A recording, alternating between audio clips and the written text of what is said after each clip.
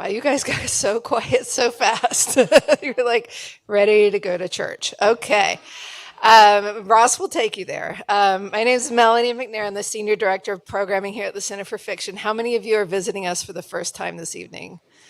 Okay, great. A bunch of you. So, just so you know, we're the only literary nonprofit that focuses on the creation and enjoyment of fiction, but we celebrate storytelling in all forms, and we certainly do love our poets too.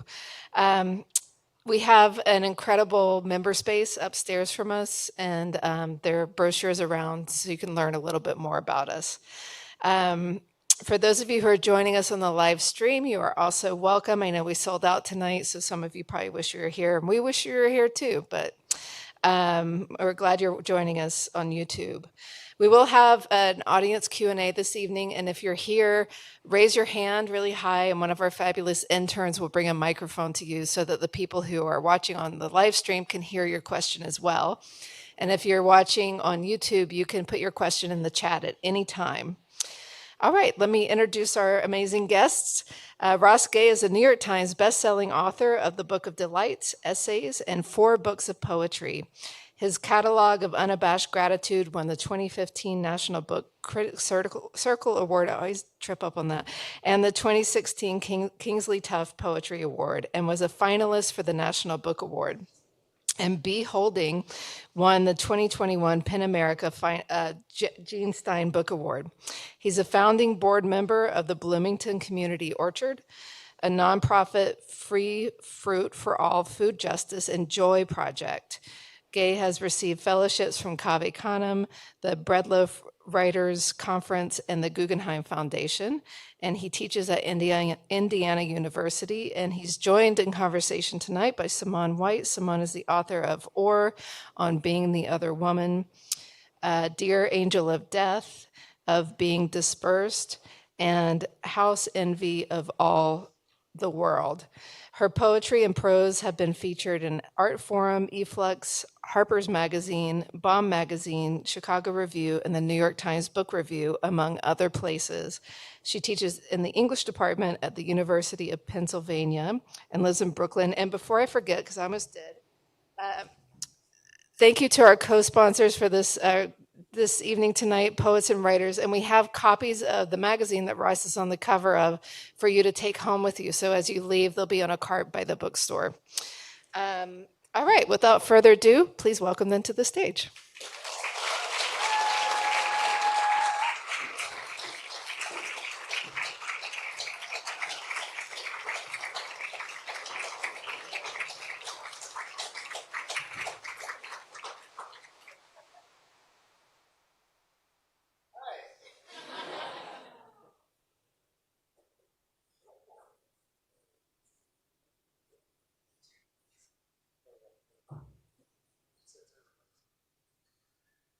Okay, there we go. Hi. Hi, Ross. Hi, so good to see you. So good to see you. Yeah. How shall we begin to talk about your book and about what brings you here today? I have many questions. Yeah, you could, if you want to just toss a question. Okay, I can toss a question. Yeah, that'd be, So, just for the what is feeling like bursting in me. Like Simone is such a beloved friend. I haven't seen Simone since like 2019. So, and this is the first time we saw each other. So I was like, wow, so happy to see her. So anyway, I don't know if Simone feels the same way, for me. But I can't even begin to talk about how much I love you. So because it would be embarrassing, but we're going to talk a little bit about why. Yeah. But I do want to say that the reason we know each other is because of Cave Canem. Yeah. And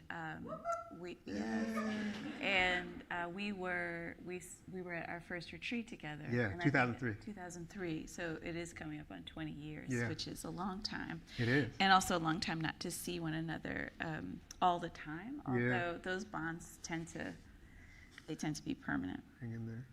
So I'm going to softball you a question. Is that okay? Yeah. Because there are harder questions to ask. But the first question, for those of you who have not yet had the opportunity to read the book, is just about sort of the arc of the book and the premise of the book.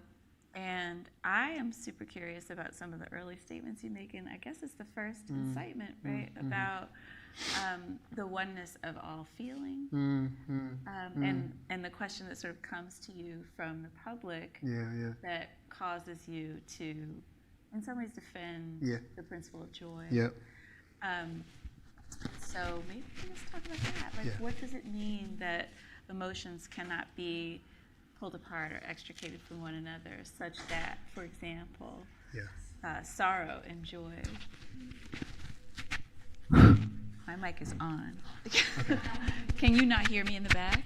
I have a very quiet, natural speaking voice. Okay. I will do my best to speak up a little bit, or maybe move this. I'll move this. How about me? No, okay. like move the mic down. Simone, move it up. Rose, move it down. Okay. Oh, yeah. There. All right, you ready to answer? Yeah. Yep. And actually, when you said that, the sort of the premise of the book, or like one of the impulses of the book, there are many impulses, but one of the things that I sort of talk about in the introduction is, because I wrote a book called Catalog of Unabashed Gratitude, and then because I wrote a book called The Book of Delights, people, I got to have all these conversations about, like, among other things, joy. This, some of these, whatever you call them, emotional states or somethings, and joy would be one of them. And repeatedly, I would, not like all the time, but not infrequently, people would say things like, when all this shit's going on, how can you be talking about joy? And it would break my heart, and I say this in the introduction too, when like young folks would be like, I've been told that joy is not like a serious or a rigorous emotion or thing to consider. And so my thinking to that, and my response to like the folks who often say things like, well, when all this is going on, I'm like, well, you have a different understanding of what joy is than I do. And to me, joy, like a kind of definition that feels okay for now is something like the kind of radiance, or what radiates from us when we help each other carry our sorrows. Something like that, And I actually like to think of it as in a kind of like arboreal or forest metaphor, like that there are like mycelia running, but if you can look above, and whether or not we acknowledge it, that there are these kind of networks connecting us, and that those things, we tune into them periodically, but they do not emerge without sorrow to me. Like it's kind of like childish. It feels kind of infantile to imagine that you could have a life without sorrow, and that life without sorrow is this thing called joy. Because I don't know anyone who has that life. So it seems to me that one, it's a common quality of our lives, that we're all heartbroken. Like, and I think that's a sorrow itself, that we don't really walk around considering the fact that, we're all fucking heartbroken. Maybe I'll pause there for a second. I know I was going to say a second thing, but I forgot.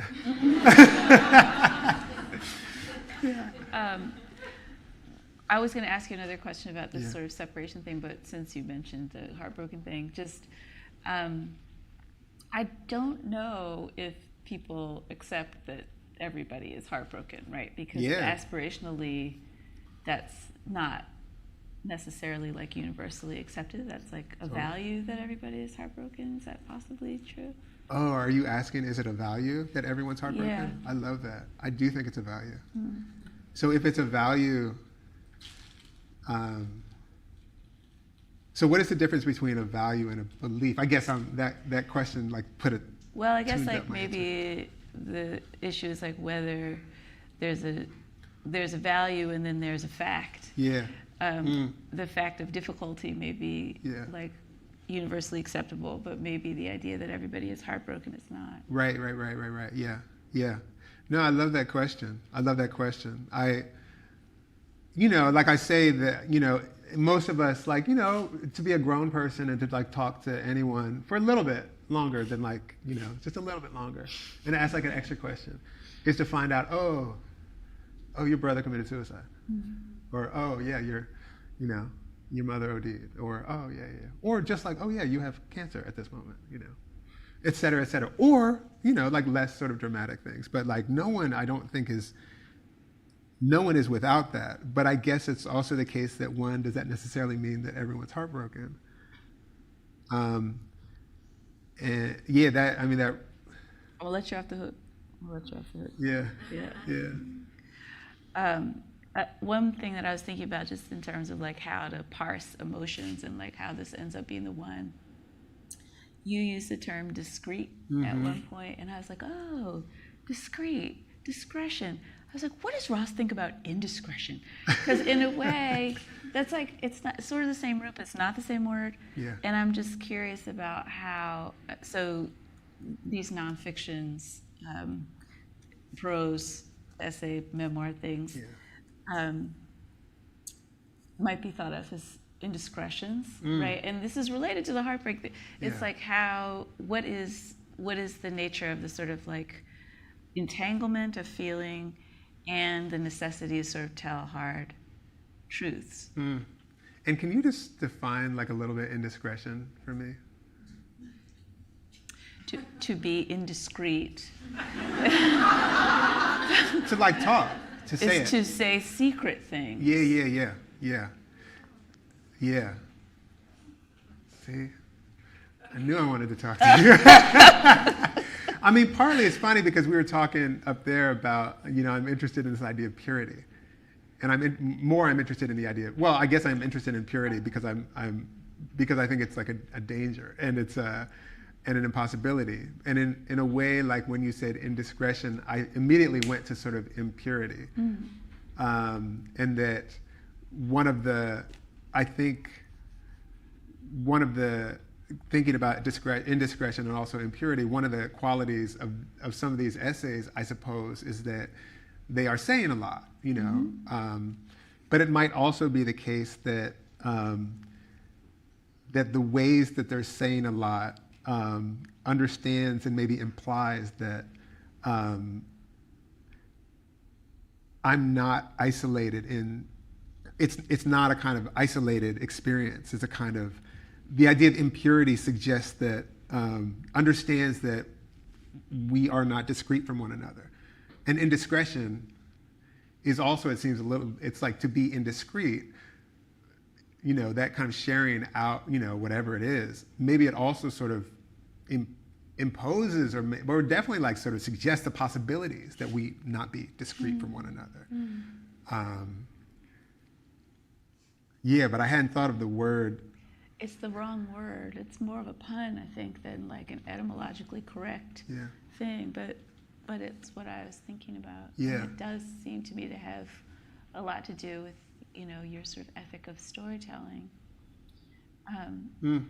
Speaking of which, can you say something? I mean, this is another kind of like general question. By the way, this is not my professional gig. I'm not like good at this.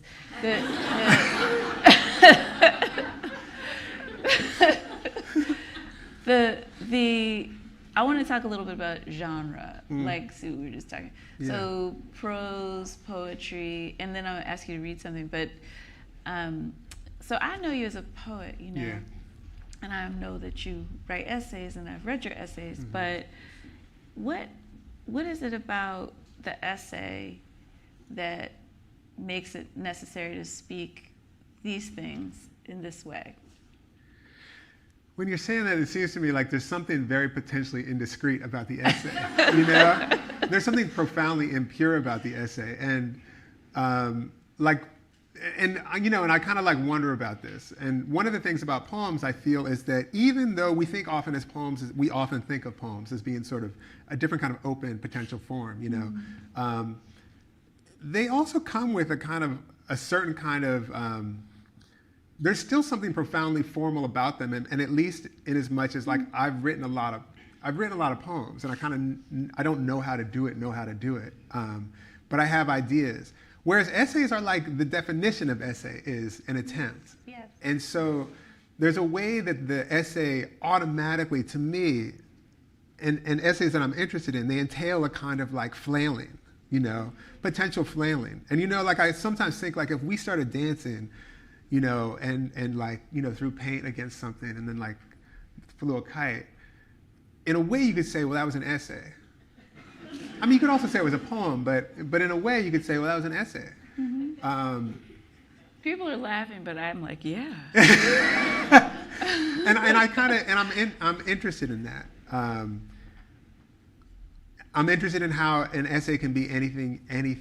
In some way, like in some way, I think I probably believe that an essay can be anything more than I believe a poem can be. Oh, that's so interesting. Yeah. Not that it does more and is better or more important, anything like that.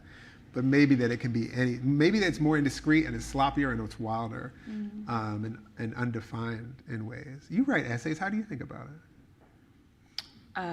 I think that they're incredibly unruly. Yeah. But I think poetry is also unruly. Yeah. I mean, I'm like surprised in some ways to hear you say that you feel like you know how to write a poem, because I definitely feel like they're wildly out of control the more I write them. Yeah. With that, like little. But just to say, like, I think that's why I love your poems too. In part because they sort of. I don't know what I'm doing.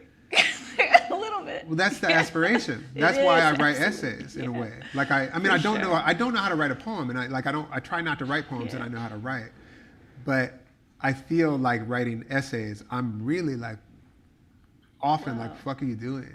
It's so amazing what you do though, because if you had to sort of list the categories of writing in the book, there's some music writing in the book, there's some sports writing in the book, there's some pretty heavy memoir going on in the book, whatever that is, and then you've also got some fairly heavy engagements with like Black studies going on in the book.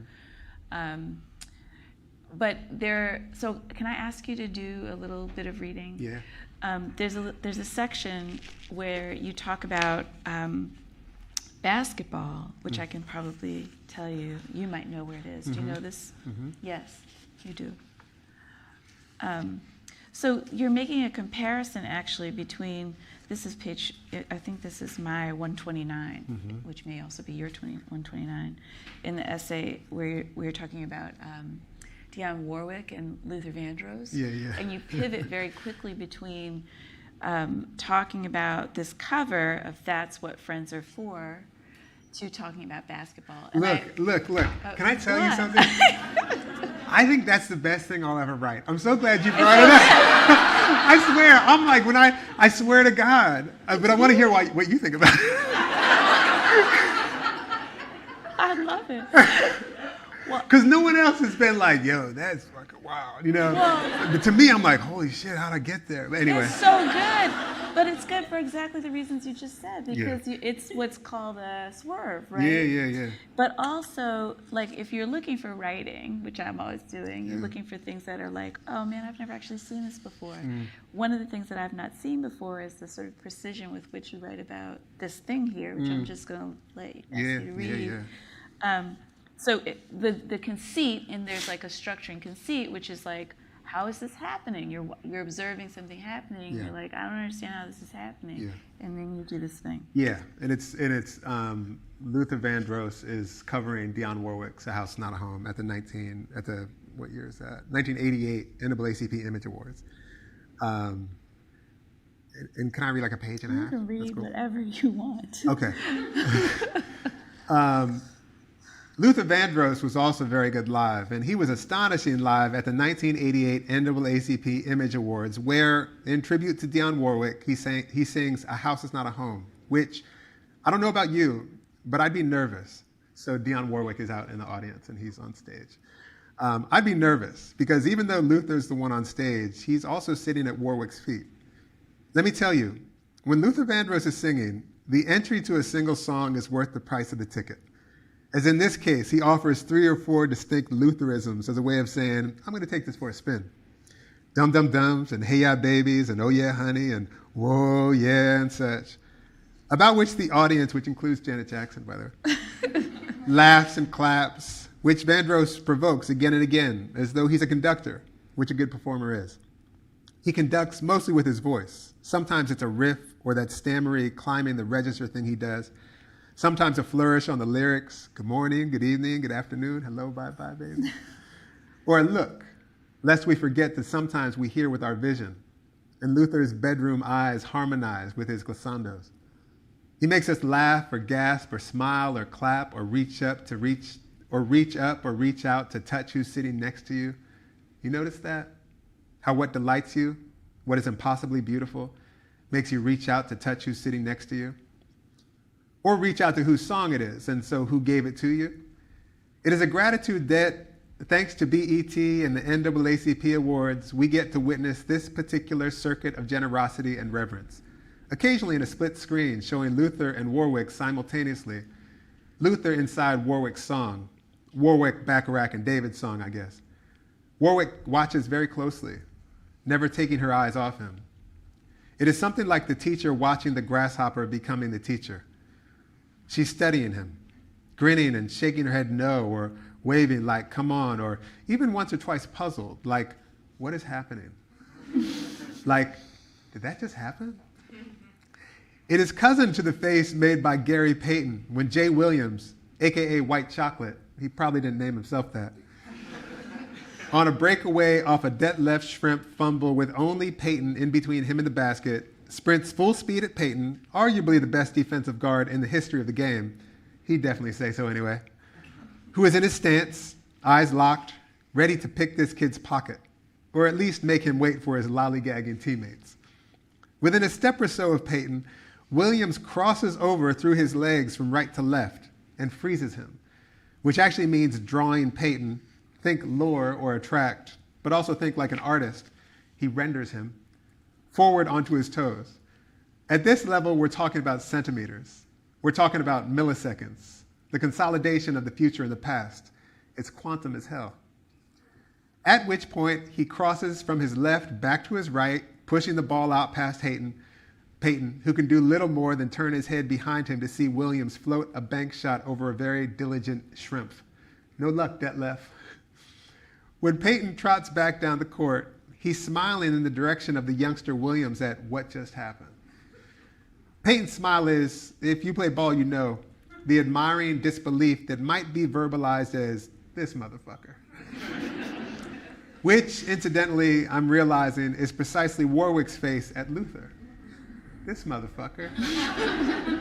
When Williams glances shyly at Payton, the goldfinch of a grin crosses Williams's face, at which Payton lights up like a sunflower. This motherfucker. Thinking about that phrase, with which, oh, believe me, I am intimate. I say it every time I play. I realize this is a crucial designation because it implies or implicates both Williams and Payton, i.e., it might as well be we motherfuckers because it's true. We did that.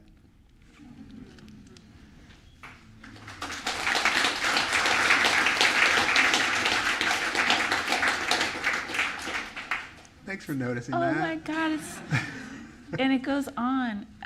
Can you just talk a little bit about writing about something like basketball or anything? There are other places in the book that I find equally exciting, especially when you're talking about football. Yeah. I'm so glad. Which I actually know nothing about and know nothing about anything having to do with ball playing.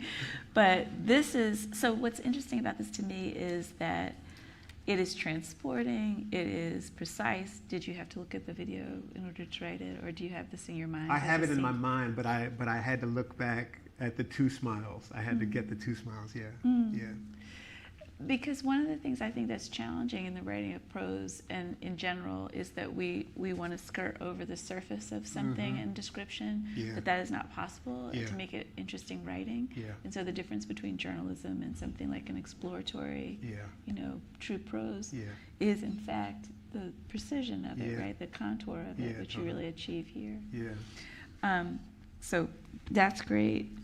but also, why this particular, why the music to the basketball? Can you say or no? I mean, I can't say for sure. I mean, I can say that it was like, oh, I know that face.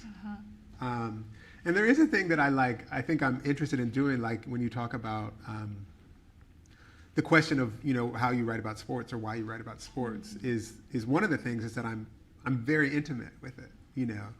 And I think I have, because of being intimate with it, not all sports, certain sports, I have a capacity to sort of see things, though looking at them, you know, the way that I'm trying to look at them, I look at them again and again, you know, ask me to look at them again and again and again and again, which to me is like, you know, it's like reading. Yeah. It's just like reading.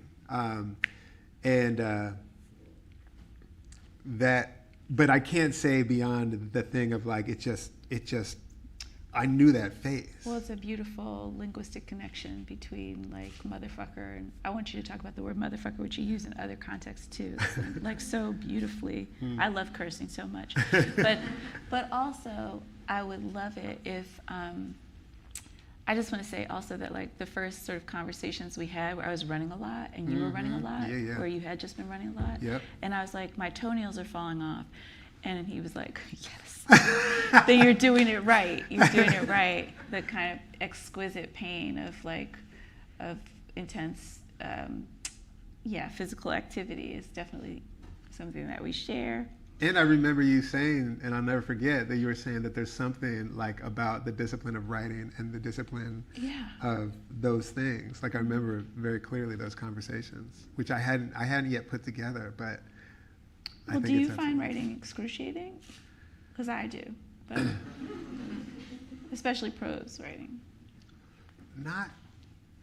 Not anymore, but neither do I. Like I try not to do shit that's excruciating. Oh, that's so interesting, because I just don't do that at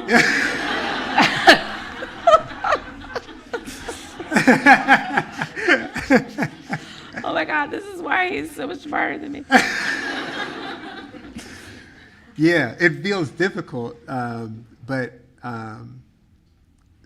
not excruciating. Because partly because I'm so curious.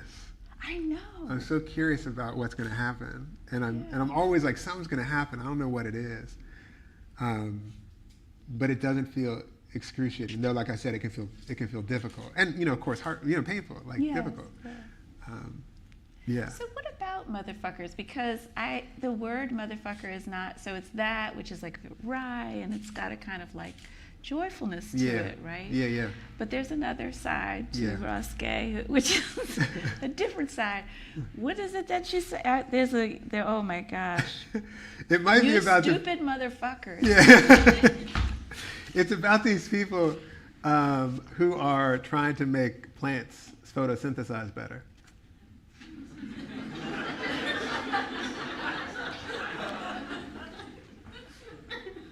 They're gonna like improve on the sun and the plants, you know. Oh, it's so fucking stupid. But also like, it's funny because it's not only stupid, it feels like profoundly malicious. And in that essay, it feels profoundly malicious in part because it's like a kind of wild ingratitude. So that, it's exactly right. It's almost the exact opposite of this motherfucker, which is a kind of expression of like, of beholding. Yes. You know, the other one is an expression of like, not that, yeah. So this is not a softball question, which is, it feels to me as the sort of essays crescendo in the book. First of all, the grief essay, which is the 13th incitement, is one of the most heavy-duty things I've read in a long time. It's the longest essay in the book by far. But, I mean, gosh, I don't even know where to begin to talk about it. But first of all, how does it fit in to the text? Was it in fact one of the last essays that you wrote, or? Yeah, it was the last essay that I actually wrote, I think, and it was actually my editor Amy was asking questions about, because she had read other stuff that I'd written actually about sports, football and basketball, other stuff. And she just asked some questions, and I was like, "Oh, I think I probably have another essay here." So it was it was the last essay that I wrote. Yeah. And how does it fit in, your question? Well, I was curious about its construction because it looks like, because it is such a powerful and actually discrete essay, by the way, sort of generated by an epigraph from Eileen Miles. Yeah, totally. Right. Totally, I don't know how that. Could you tell that story? Yeah, I was just like, I was just up in the office during when school was shut down. I think school was still shut down, and I would like. I would roller skate in my office, in my academic building. And do I have the timing right on this? And like I'd go into the main office where no one was. It was really fun, and there was a book forum around, and yeah, like 3 book forums around. And I'll read the quote. It's a great quote. And I just happened to. It was like, I don't know if it was I can't remember the whole gist of that book forum, but it was like asking people to write sort of like, not manifestos, but sort of about what they're wanting. And this is an ask that Eileen Miles had, their essay, The Books I Want. So here's my ask. I want fiction, and I have a footnote. There's too many footnotes in this book. Here's a footnote. I want fiction, footnote. Well, this is an essay, but still. By men in which they go into real detail about the internal mechanics of their own masculinity. I want evidence of that interiority on the page. Does it exist? All I've ever seen is silence or violence. I mean, he's perpetually doing it, the performance of being a man and writing, but he concomitantly refuses its existence except when there's a glitch, meaning a woman, a queer, or an oddly behaving man. It's like the only way a man ever talks about gender at all is by talking about them. Never talking about how it is to be a man. And then the next footnote is, if you think I'm not shy to begin an essay that is ostensibly about or about-ish masculinity with football and tears, you're mistaken. Well, I cried the whole time I read this. There's just, I don't even know what to say about how gorgeous it is, but also in terms of like what aspects of the interior, I don't know, the interior itself is like a little bit of a fraught term, especially for Black people. Yeah. Because there are ways in which, I mean, isn't it Saadia Hartman who says, right, that our sentiments or interiority is in fact like regulated and so deeply in some ways inaccessible to us insofar as it's unreconstructed, basically. And but how are you going about this process? And I mean, there's just so much. It's funny, like I wonder if it's to some extent it's a desire to reconstruct that interiority, which in part requires or maybe desires to also get closer to like and speculate about my father's interiority. Yes.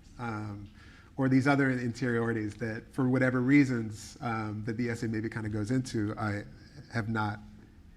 I like them probably have not had access to. So many barriers, places where there's just like, there's no entry. Not even close. Yeah. Not even close. Yeah.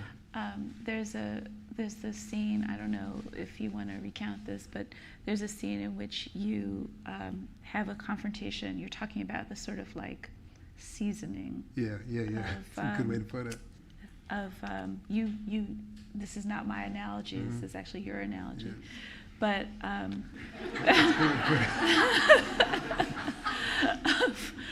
of football players. Yeah. For those of you who don't know this, do people not know this about you, that you played football in college? Yeah. Played football in college, and I'm assuming before college because So the sort of experience of being made to be coached, right? Yeah. And you talk about this confrontation you have with your coach, not a person you liked. Yeah. And can you just sort of say the scene? I was just like playing regular stuff. And again, this actually like, I'm kind of thinking about that conversation. Like I said, it's never left me, the idea of sport and discipline, which this essay is a lot about, Thank you. That's what I'm saying. That, you know, like to even have that sort of sport discipline in writing, actually. But the conversation is just, you know, it's just like regular practice. This is regular practice, friends. And something happened. I can't remember exactly. I mean, I can remember exactly what it was. You don't need to know exactly what it was. But I fell down, and my coach, you know, called me, you know, like a slit and a gash and these other things, which was not that unusual. But you know, my response to that was kind of to be like, you know, like my response, it's just to be a little bit like, yeah, whatever, fuck off, you know. But he kind of like patted me on the back after practice. And, you know, said the same things that everyone says after, you know, you can watch it on ESPN tonight, you know, tomorrow's a new day, you know, like all that stuff. And I almost lost my mind. I almost lost my mind. Like I almost lost my mind. It was crazy. And it was like 20 years later. I was 20 when that happened. And it was actually 25 years later. Then I realized, oh, I was about to cry. Oh, wow. I was about to cry. And I was like, the essay kind of begins with my partner being like, well, what if you would have cried? And I was like, I would have killed everyone. And she's like, well, why? And I was like, oh, that's a good question. Yeah. But that's the kind of the event that sort of starts the inquiry of that essay. I'm going to ask you to read one of the long footnotes. Yeah. So among the things that essay sort of asks about or wonders about is like, you know, the kind of ways that we're seasoned in a way to, you know, to be this kind of creature, this thing, you know, maybe you call a man or something, but, and I talk a lot about my father. My father's deep in this essay, and you know, at some point, I'm like, he's talking back from the dead, almost being like, dude, come on, leave me alone. You know? But partly I'm wondering about my father, who's a black dude born in 1945. What were some of the things that maybe, because like we were saying, like these walls that were sort of, you know, up, despite being very close, in a lot of ways, psychically close, I think. He would never have said to me. So, you know, so I'm sort of talking about my dad not ever expressing being hurt. You think I'm playing, but I haven't even begun. My man actually tore his left Achilles tendon in his late 40s or early 50s playing volleyball at the Burger King regional picnic about 45 minutes away up in King of Prussia, and proceeded to get in his car, a clutch, to drive himself home. Yeah. The next day after the surgery, he had wires like whiskers coming from his heel. Maybe the wires were like exposed ductwork or something, not sure. Or how, despite having a broken foot and a cast up to his knee, the dude carried me on his shoulders the entire day through SeaWorld because little Rossi, get ready for it, refused to ride in the dolphin carriage. Or walk, which, as far as I'm concerned, warrants throwing him in with the octopi. Or, as we've already gone over, going to work every single scheduled day for months despite having what looked like an upper respiratory infection. You know this already, but was a rapidly growing tumor on his liver.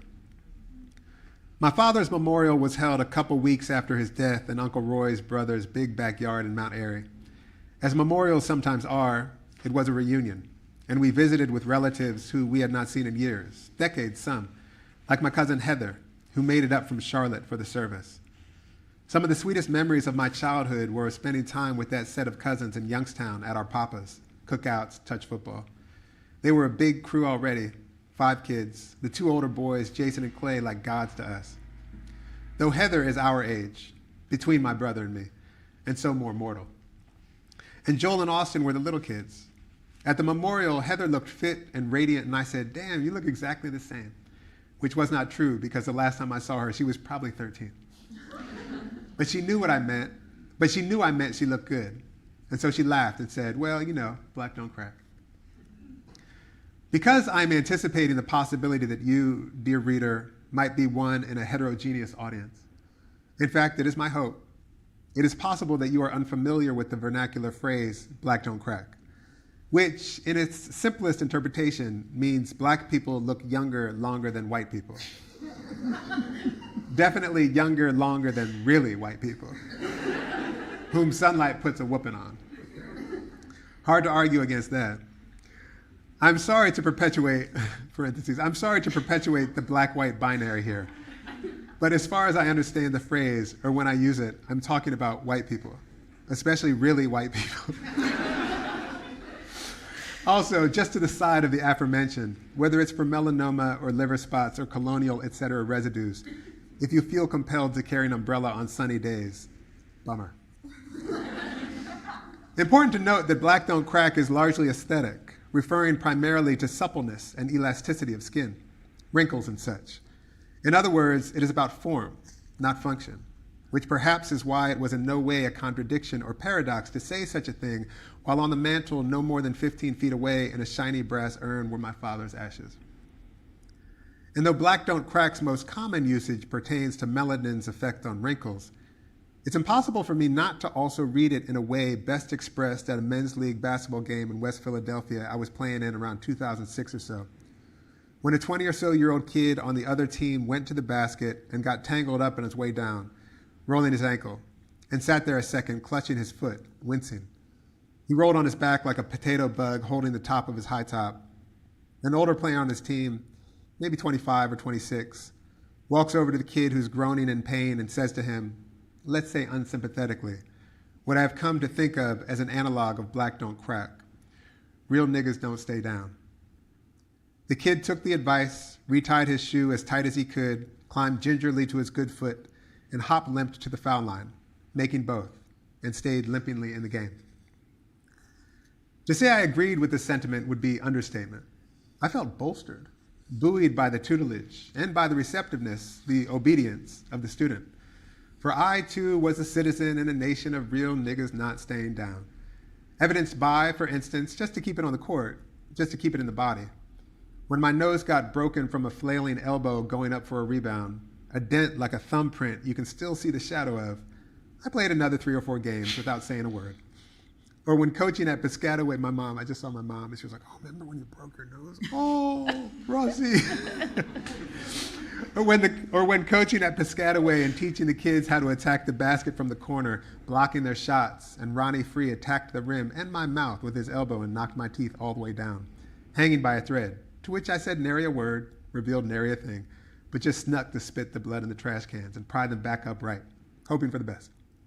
Or to return to the gridiron, to say nothing of getting knocked dizzy and staying in the game, and where the directive not to crack or stay down reveals its intersections with some more obviously nefarious shit.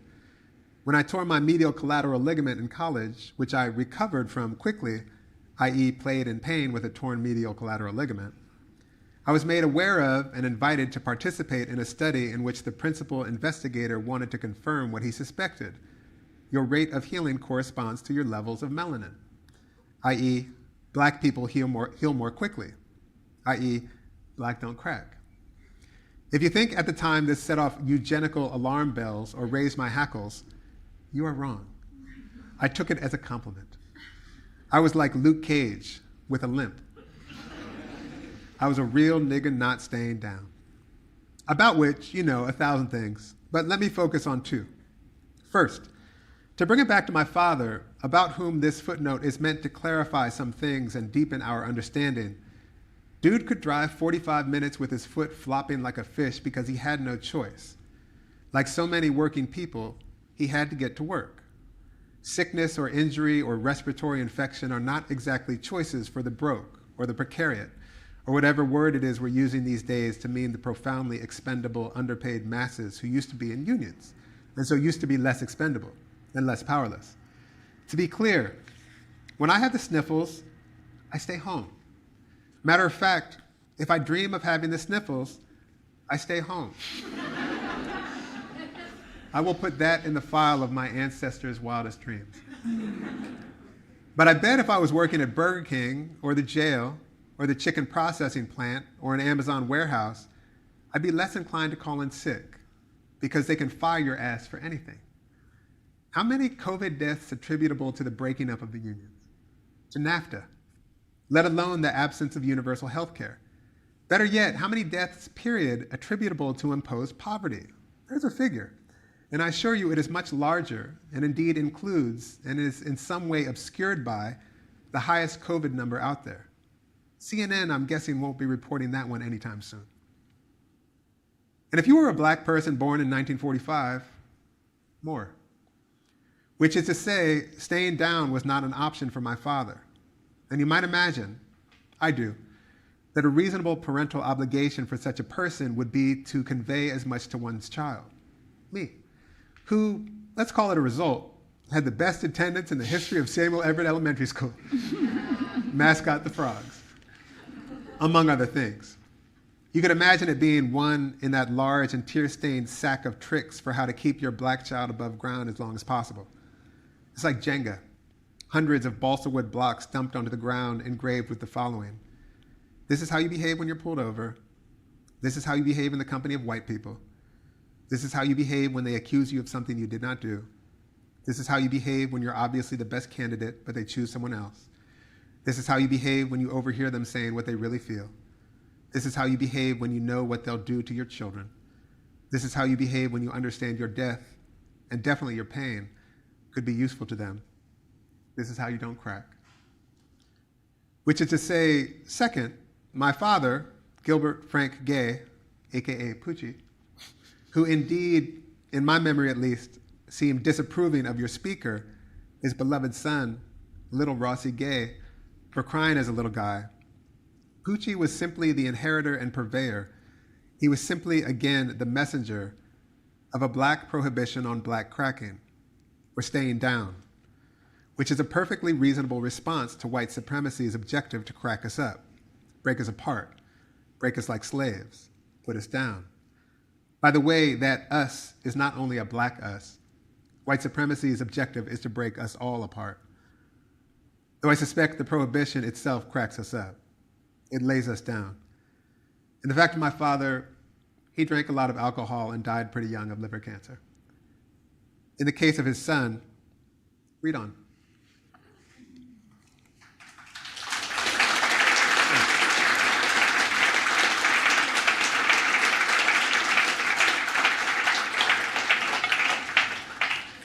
Yeah. Thanks for letting me read that. I did not let you do it. That is incredible. And also, we could talk about footnotes, but I think we're out of time I know, for I our saw that. conversation. Yeah. So I think now is the time where we ask you all for questions. You can raise your hand and we'll come over to you with a microphone.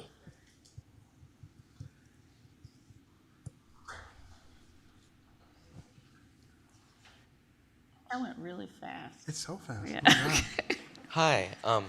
So you write essays and poems, and I was wondering how you decide which to write, whether you have a topic in mind or you don't. That's a common question. And I feel like I always just bullshit around it. Though I can say this, and you know, we'll see how this sounds in like a year. But I do feel like there's some different relationship to the unknown between essays and poems. Like I don't go into writing something because I know something. I mean, what I know informs it, of course. Which is to say, like I write essays and poems because I have sort of questions. But there's a way that I feel like, talking about the different genres earlier today makes me wonder about this. There's a way that I feel like I'm drawn to poems when the mystery is a little bit more out of reach.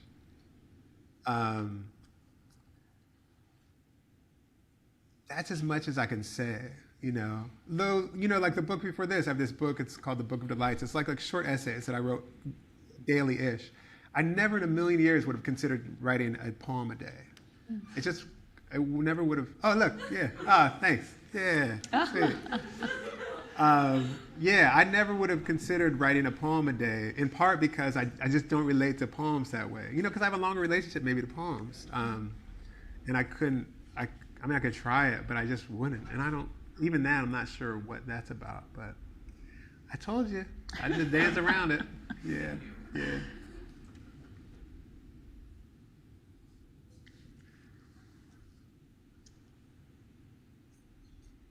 Okay.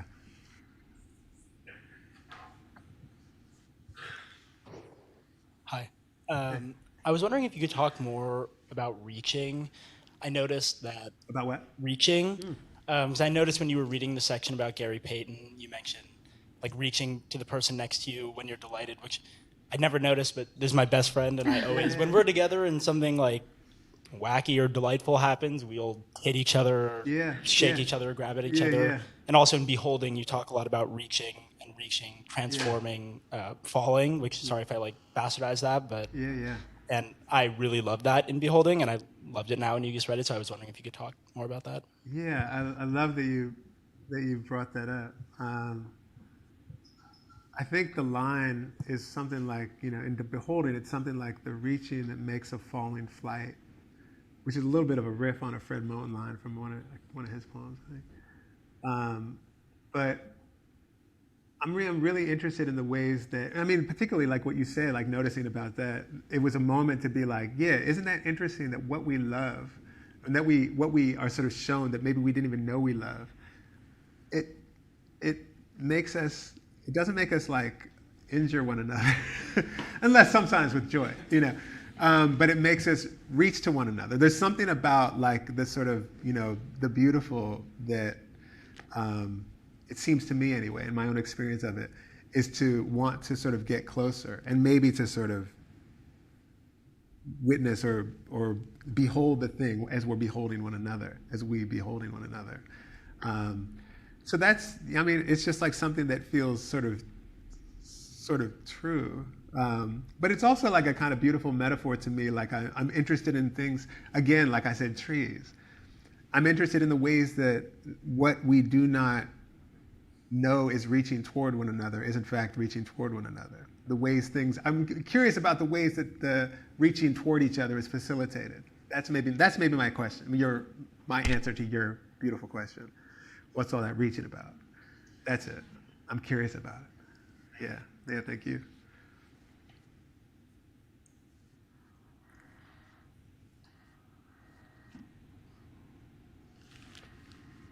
So yeah, the stuff that you're writing and you're writing, about this discipline and this experience of writing has changed how I look at writing, especially the thing that you wrote about the piece about your writing space and how that was relevant to you. I was just wondering what's works of fiction or poetry or essays that have changed how you think about writing in your Writing? experience. Yeah. I mean, always, like again, like Simone's or on Being the Other Woman, this new book, it's just like, I was just saying back there, like, there's this way that it's changing. I mean, it's making me want to go write. And there's something about the sentence, there's something about the mixture between like the declarative sentence and the kind of more lyric, or like even kind of statements of fact, like longer statements of fact. But, Araceli's Girmay, it's just like poets that I love, Patrick Rosal. You're asking me who are other poets who I just adore or changed me? It being writing or? It being writing. I'm reading a book by Samantha Hunt right now that is just so interesting. It's got all these notes, all these like, it's a notation on a novel that she's found by her father. It's just like such a weird thing. I mean, I think of Hilton Als. I think of the first essay in White Girls. It's just, I look at that essay and I'm like, what is that? And I love it for that reason. The poet Gerald Stern has really, changed my life. It's funny. He's a teacher and a friend of mine, and like a deep teacher. Kind of someone who I started learning from when I was like 22, and he writes poems, and he writes long digressive poems, and he writes essays, short essays, some of them short essays, and I had no idea after I'd written the Book of Delights that in a way I was like, oh, Jerry Stern wrote a short book of essays, like 3 or 4 years earlier, and I was like, of course, like this is a writer who gave me permission to do that. Saidiya Hartman shows up in this book. that essay or that book, that Undercommon, shows up in this book. Lots of music that feels, Richard Pryor's Live on the Sunset Strip feels like a really foundational text to me in terms of like how I think about writing. We go on and on and on. Yeah. Thank you for that question. And we have time for one more question.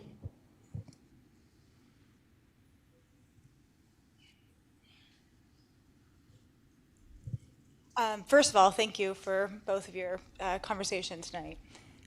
In this talk about reaching and earlier about just this interpersonal caretaking, there was a really beautiful essay in the Book of Delights about mutual care and how there's always this sense of interconnectedness no matter what. And is that a sense or a philosophy or belief that you've always had? Is this something that you feel has maybe grown and flourished with time and maybe your creative practice, or have you ever felt alone and then maybe realized that? Did you say, have I ever felt alone? Alone and then maybe realized that? So great. I had a therapist once who said we were talking about something, he was like, oh, you really don't trust people. And it was in the middle as I was writing the Delights, and I was like, oh, isn't that funny? I need to convince myself. That being said, I feel like one of the big things, many things, like the evidence often of my life, constantly, but also like just in terms of like a real, thing you can point to is like I garden a lot, and if you spend time in a garden, if you're not like the motherfuckers I was talking about who are trying to make plants photosynthesize better, if you're not a stupid motherfucker in the garden, you're perpetually being given evidence of like, not only like, obviously everything is connected, flower to pollinator to root to bug to bubble, sun to rain to everything. You're also like, you get to witness the way that you are the recipient of a kind of beneficence that you could never in 10 million lives get to the end of like cataloging, and it's just like, like the sun.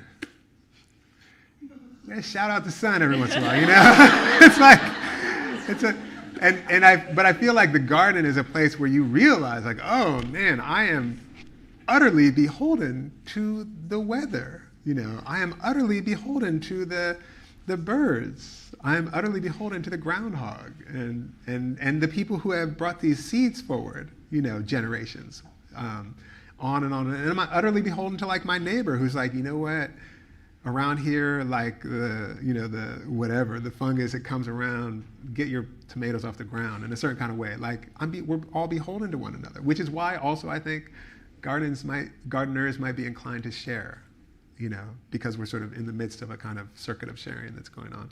But anyway, I will say that as one place where I've gotten to really practice hard in the last 10 or 15 years, that connection. Thank you for that question.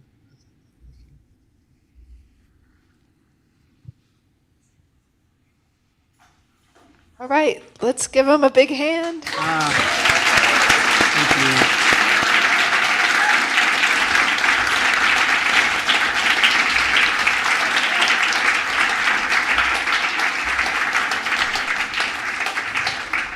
So now we're going to switch over to the signing. So I know a bunch of you got your books before the event started. So those of you who did can just line up starting at this door and going down the aisle. And those of you who need to buy a book, go out the back doors and go to the bookstore and then come back in here to get in line to get your book personalized. And buy a drink while you're out there too. Thanks for everybody for coming.